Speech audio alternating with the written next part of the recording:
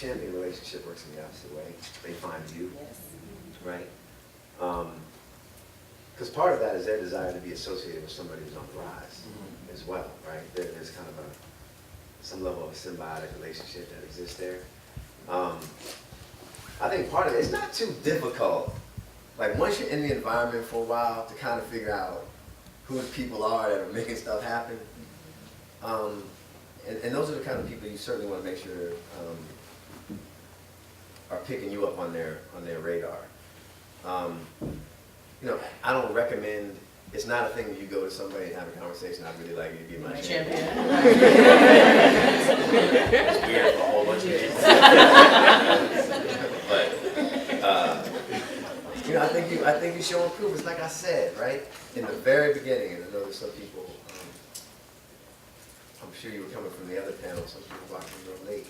But the thing I said in the beginning was, whatever you're doing right now, be the best at it. And when you do that, I guarantee you, other things come from other places to you and stuff happens for you. And where I even got that whole thing was from Quincy Jones. When I was at Vibe back in the day, I had the opportunity to have a one-on-one with Quincy. Like I was shadowing him at a concert event. And when am I going to ask Quincy Jones? It's like a once-in-a-lifetime opportunity. And my question to Quincy was, how in the hell do you become Quincy Jones? How does that happen? And this is what he told me. Be the best at what you are doing in that moment, and other things you didn't even think about will come to you, even champions, right? So all he wanted to do was be a trumpet player. He wanted to be the best trumpet player there was, right? And he worked really hard on it. And then this guy came named Frank Sinatra, and he said, hey, Quincy, I want you to be my band leader. I want you to, run my band.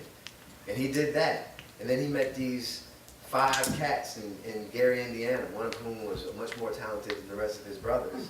And he started working with Michael Jackson and producing those records for Michael, some of the best albums of all time. And then he met this other guy from Philly who wasn't really that good at rapping, but he had a swagger about him.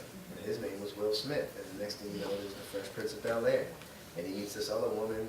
He got this friend named Steven Spielberg, and they go ahead and make The Color Purple. And he's got an idea for a magazine.